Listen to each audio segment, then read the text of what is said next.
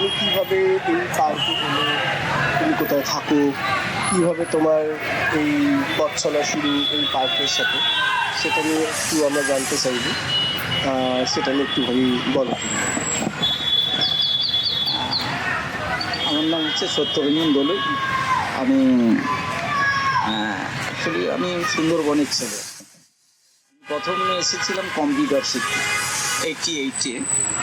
আমি এখানে একটা প্রাইভেট কোম্পানি আছে, সেখানে আমি কম্পিউটার শিখতে এসেছিলাম। তো সেখানে দীর্ঘ আমি 22 বছর কম্পিউটারে কাজ করেছি। তো তখন সব ল্যাঙ্গুয়েজ ছিল আলাদা। তখন সেই ডস, ওয়াস্টার, কোবল, বেসিক। তো আর আমি যেহেতু সুন্দরবনের ছেলে, আর লেখাপড়া একটু বেশি দূর করতে পারিনি আর কি। আমি মাধ্যমিক পর্যন্ত পড়াশোনা করেছি, তারপর আর এই লেখাপড়াতে আর বেশি দূর এগোতে পারিনি কম্পিউটার নিয়ে। আর 22 বছরে আমার মাইনে ছিল সেখানে 2000 টাকা মাইনে। তা তখন সিদ্ধান্ত করলাম যে আমি এই কাজটাকে ছাড়তে হবে, কারণ আমার এই লেখাপড়া দিয়ে আমি আর বেশি দূর এগোতে পারবো না। তখন সিদ্ধান্ত নিলাম যে কিছু একটা কাজ সংগ্রহ করি, জোগাড় করি। তখন আগে একজন কাউন্সিলর ছিলেন, ওনাকে বললাম যে দিদি আমাকে একটু কাজের দেবেন, আমি ওই কাজটা আর করবো না। তখন উনি বললেন যে এই পার্কে তুমি সিকিউরিটি গার্ডে কাজ করবে। তখনই আমি সিদ্ধান্ত হ্যাঁ করব। তখন মাইনে ছিল 2700 টাকা।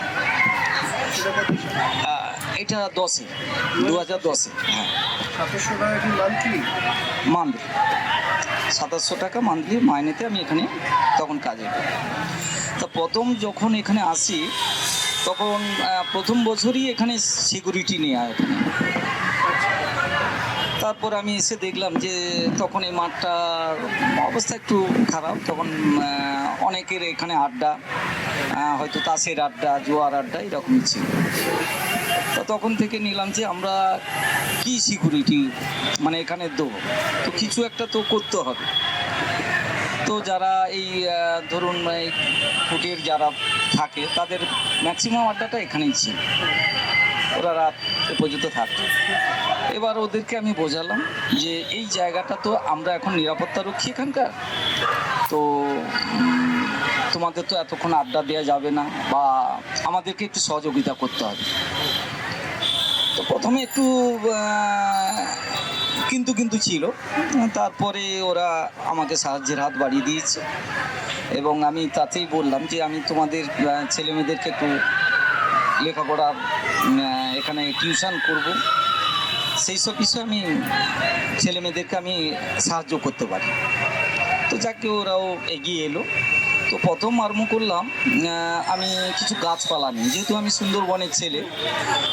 আমার বাবা যেহেতু চাষবাস করতেন, তো সেই বাবাকে দেখে আমার একটা ছিল যে অনুপ্রেরণা ছিল যে কীভাবে ছোট ছোট চারা গাছগুলোকে তৈরি করা, বা ধান তৈরি বা অন্যান্য গাছ তৈরি করা।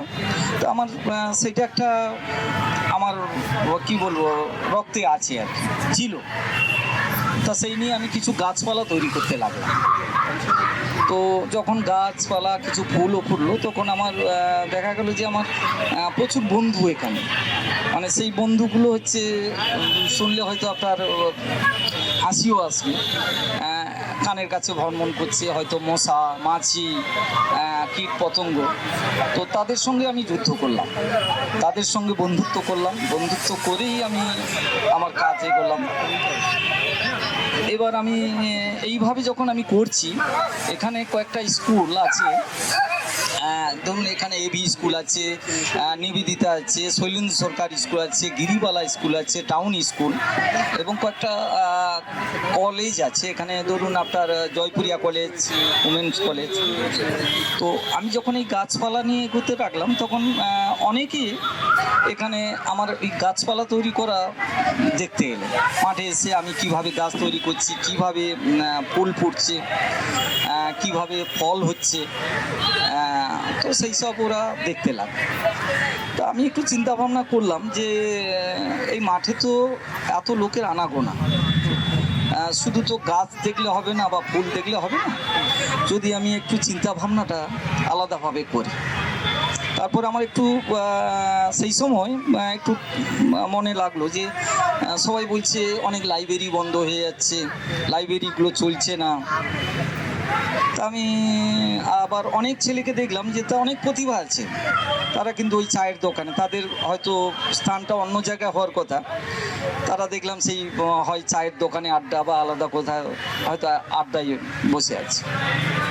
তা আমি দেখলাম যে একটু যদি সাতটাকে চেঞ্জ করা যায়, তা তখন থেকে আমি সিদ্ধান্ত নিলাম যে এখানে যদি কিছু বই রাখা যায়, কিছু পত্রিকা রাখা যায়, দেখি ওনারা পড়েন কিনা। তো প্রথম কয়েকটা বই রাখলাম, কিছু পত্রিকা রাখলাম। তো তখন ওনারা আরও আমাকে উৎসাহ দিতে লাগলেন যে তো ভালো জিনিস। আমরা এই মাঠে যারা আসেন বয়স্ক লোকেরা, তখন এইগুলো ফ্যান ট্যান এত ছিল না, ধরুন টাইমার সিস্টেম ছিল। সন্ধ্যা এই 5টায় আপনার কারেন্ট আসতো, আবার ভোর 5টায় কারেন্ট যেত। তো এই কারেন্ট সিস্টেমটা মানে সবসময় ছিল না আর কি। তা আমার এই মনের শক্তি, মানে আমার ইচ্ছে শক্তিটাকে আমি কাজে লাগিয়ে সবার কাছে দৌড়তে লাগলাম, এবং আমার পাড়ার এবং প্রতিবেশী সবাই আমাকে সাহায্যের হাত বাড়িয়ে দিলেন যে তুমি করে যাও, আমরা আছি। তারপরে বই পত্রিকা কয়েকটা কেনা আরম্ভ করলাম, 4খানা পত্রিকা রাখা আরম্ভ করলাম। আনন্দবাজার, বর্তমান, হিন্দি পেপার, ইংলিশ পেপার। সবাই বললো যে তোমার এই মাইনেতে হবে, আমি হয়ে যাবে। দেখি না, আমি প্রথমে কিছু আমি বই কিনতে গেলাম যে আমার তোমার নিজের টাকা দিয়ে আমি নিজের টাকা দিয়ে আমি বইগুলো কিনেছিলাম। যেমন আমি শরৎচন্দ্র, ধরুন 10-এ কাজে লেগেছি, তার হয়তো 6 মাস পর আমার এই সিদ্ধান্ত। 2700 টাকা মাইনে। 2700। তারপর বাড়তে মানে সেই সময় তোমার মান্থলি তুমি 2700 টাকা মাইনে পাচ্ছ, সেখান থেকে তুমি সংসার চালাও, এবং সেই মাইনে দিয়েই তুমি এই লাইব্রেরিটাকে তৈরি করছো আস্তে আস্তে। আচ্ছা। তারপরে সবাই আমাকে যখন উৎসাহ দিতে লাগলেন, আমারও মনের জোর আরও বাড়তে লাগলো, আমি তখন এগিয়ে গেলাম। তো আমার একটা ছোট সাইকেল আছে, ওই সাইকেল নিয়ে বেরিয়ে পড়তাম যে বই রাখবো কোথায়, বইগুলো তো সংগ্রহ করছি। তো আপনি হয়তো দেখলেন লাইব্রেরিতে দেখবেন সব পুরনো জিনিস। আমি ওই সাইকেল নিয়ে বেরিয়ে পড়তাম, কোথায় জঞ্জাল, কোথায় কি। তো সেখানে দেখতাম কেউ কিছু ফেলে দিয়েছে কিনা, কিছু বাটাম ফেলেছে কিনা, সেইগুলো তুলে আনতাম। তুলে এনে তারপর আমি ওই র্যাক তৈরি করতাম। আমার যে সহকর্মীরা ছিল তারাও আমাকে সাহায্য করতেন তখন। তো ওই র্যাক ট্যাক বানিয়ে আমি এই বই রাখা আরম্ভ করলাম। তারপরে আমি সারা কলকাতা বেড়াতে লাগলাম। আমার ফোন নম্বরটা আমি দিতাম, আর বই আমাকে কিনতে হয় না। সবাই আবার কিছু জানাজানি হয়ে গেল, তারপরে সবাই আমাকে বই এমনি দিতে লাগলো। তো আমি এই সাইকেল নিয়ে আমি সারা কলকাতা বেড়াতে লাগলাম। আমি জোকা থেকে বই সংগ্রহ করেছি, আমি এখানে ওই যে হসপিটালটা আছে দেবী শিশু হসপিটাল, সেখান থেকেও আমি বই সংগ্রহ করেছি। আমি দমদম ক্যান্টনমেন্ট থেকে বই সংগ্রহ করেছি। আমার ওই সাইকেল নিয়ে দুপাশে ব্যাগ নিয়ে আমি দৌড়তাম। আমি উত্তর থেকে দক্ষিণে আমি ঘুরে বেরিয়েছি। তখন আমাকে ফোন করতেন। তো এখন কি করছেন, এখন ওনারা বই দিয়ে যাচ্ছেন আমাকে, যে তোমাকে আর আসার দরকার নেই। এখন ওনারা আমাকে বই সবাই দিচ্ছে, যে তোমার এই কাজে আমরা সবাই আছি। সবাই বই আমাকে দিচ্ছেন। এবং আবার অনেকে আমার একটু এই বই রাখার সমস্যা, আমি তখন হয়তো কয়েকটা বই নিয়ে আরম্ভ করেছিলাম। এখন আমার বইয়ের সংখ্যা প্রায় 15,000-এর উপর বই। আমার পাশে আর একটা ঘর আছে, সেখানেও বই ভর্তি, এবং প্রচুর পত্রিকাও আছে। তো আমাকে কিছু ছেলে মানে যারা পড়াশোনা করে ওরাও এগিয়ে এসছে যে আমরা তোমাকে কিভাবে লাইব্রেরি তৈরি করতে হবে। আমার এই লেখাপড়াতে তো আর আমি বেশি দূর এগোতে পারি না। তো বিভিন্ন স্যারেরাও এগিয়ে এসছেন, এবি স্কুলের স্যারেরা। মাহেশ্বরী বিদ্যালয়ের একজন ম্যাডাম, উনিও এগিয়ে এসছেন, উনি লাইব্রেরিয়ান। তো উনি বলছেন যে আমি আসি, আমি করে দেবো তোমাকে। তো এইভাবে মোটামুটি আমি এগিয়ে চলছি। তো এবার সিদ্ধান্ত নিলাম যে ওই আমি তো কথা দিয়েছিলাম যে এই ফুটের ছেলে মেয়েদের বা গরিব ছেলে মেয়েদের যে আমি তোমাদের সাহায্য করব কিছু পড়াশোনা। তো মাঠে মোটামুটি যারা আসতেন তারাও আমাকে প্রত্যেকেই বললো যে আমাকে কি করতে হবে, আমাকে কি সাহায্যের হাত বাড়াতে হবে। আমি দেখুন এই যে ছেলে মেয়েগুলো ভিক্ষা করছি এর কাছে, যে এদেরকে যদি একটু শিক্ষা দেওয়া যায়, ভিক্ষার বদলে যদি শিক্ষা দেওয়া যায়, তো আমি সেইটা একটা ব্রত নিয়েছি, আপনারা যদি এগিয়ে আসেন। ফলে সেই সময় যারা আঁকা জানে তারাও এগিয়ে এলেন, যারা আবৃত্তি জানেন ওনারাও এগিয়ে এলেন। এসে সপ্তাহে বলে আমরা একটা দিন টাইম দেবো, তুমি সেইভাবে টাইম করো। তো সেইভাবে প্রায় 30-40 জন ছেলে মেয়ে আমার আসে, এই গরিব ফুটের ছেলেমেয়েরা বা গরিব ছেলেমেয়েরা ওরাও আসে। ওদেরকে আমি পড়াশোনা আরম্ভ করলাম, ছবি আঁকা, ওদের গান শেখালাম। তো তাদের বিভিন্ন প্রোগ্রাম সেটাও আরম্ভ করলাম। যেমন 26শে জানুয়ারি একটা আঁকার প্রতিযোগিতা হয়, প্রায় 400 ছেলে মেয়ে এখানে অংশগ্রহণ করে।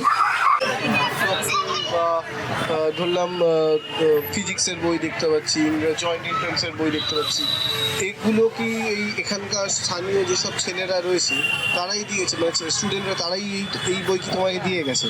না, সব দূর থেকে এসে স্থানীয়রাও তো দিচ্ছেন, স্যারেরও দিচ্ছেন, আর দূর দূর থেকে ওরা দিয়ে যাচ্ছেন, প্রত্যেকে গাড়ি ভর্তি করে দিয়ে যাচ্ছেন। যেমন পার্ক সার্কাস থেকে একজন দিয়ে গেলেন, তো এইরকমই আর কি।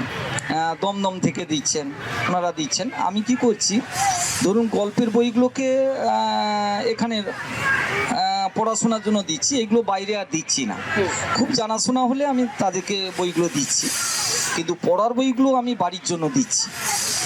যে ওরা আবার বই সংগ্রহ করে আমাকে দিচ্ছে, ধরুন যাদের পড়ার বই খুঁজে পাচ্ছে না কিন্তু আমার এখানে পেয়ে যাচ্ছে, বা আমি হয়তো ওদের কোনো একটা বই লাগবে, আমি হয়তো এবি স্কুলে স্যারকে বললাম, স্যার এই বইটাকে যদি একটু সংগ্রহ করে দেন, বা জয়পুরিয়ার স্যারকে বলি, ওনারা আমাকে ব্যবস্থা করে দেন, আমি ওনাদেরকে দিই। ফলে ছেলেমেয়েরা তো আসে প্রত্যেকে, এইসব জয়েন্টের ছেলে মেয়ে আসে, বা বিভিন্ন যে পরীক্ষা দেওয়ার যেই সব বই টইগুলো লাগে তারাও পেয়ে যায়। ফলে অনেকে মোটামুটি এখানে বই নিয়ে বাড়িতেই যায় আর কি, মানে পড়ার বইগুলো আমি দিই, এইরকমই সিস্টেম আর কি। তবে এই সব বই আমাকে সবাই দিচ্ছে, আমাকে আর এখন কিনতে হয় না, আমি সংগ্রহ করে দিচ্ছি, ওনারা নিয়ে যাচ্ছে। তোমার পার্শ্ববর্তী এলাকা মানে তোমার এই যে বাড়িগুলো যেখানকার রয়েছে, এখানকার লোকজনের সাথে তোমার কীরকম সম্পর্ক, তারা কি বলে? খুব ভালো সম্পর্ক আমার, মানে প্রত্যেকে, শুধু এইটা না, কয়েকটা ওয়ার্ডের লোকের সঙ্গে আমার খুব ভালো সম্পর্ক, এবং প্রত্যেকেই এগিয়ে এসছেন। প্রত্যেকে আশেপাশে লোকে তো আমাকে, মানে আমি সত্যি কথা যে বিভিন্ন প্রোগ্রাম করি, বা এই যে সরস্বতী পুজো, প্রায় 1000-1200 লোক এখানে খায়, পুরো মাঠ ভর্তি করে, এবং ঠাকুর আনার পয়সা থেকে আরম্ভ করে সব পাড়ার লোকেরাই আমাকে দেন, এবং প্রত্যেকে, এবং যে যখন আসে আমাকে এই যে বলুন এ বলে এই প্রোগ্রাম করতে পারি না চাঁদার, মানে কি বলবো, পয়সার অভাবে, আমার কিন্তু সেইটা হয় না, সবাই ওনারা দিয়ে দেন।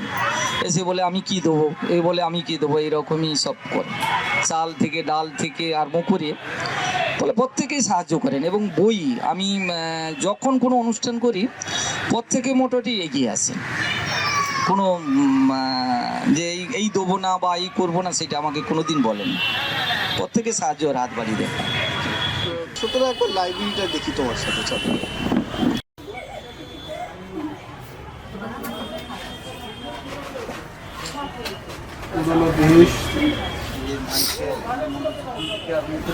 বই আছে পুরনো সব, ওরিয়েন্ট বুক কোম্পানি পুরনো বই, 50-এর দশক।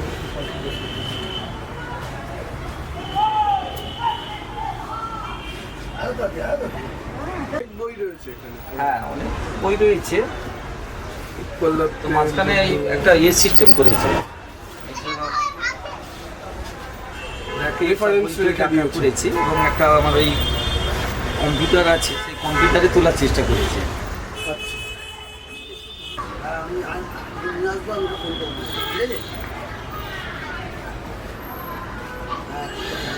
এখান থেকে অনেক বই যেগুলো মার্কেটে পাওয়া যায় না সেগুলোও বেরিয়ে আসতে পারে।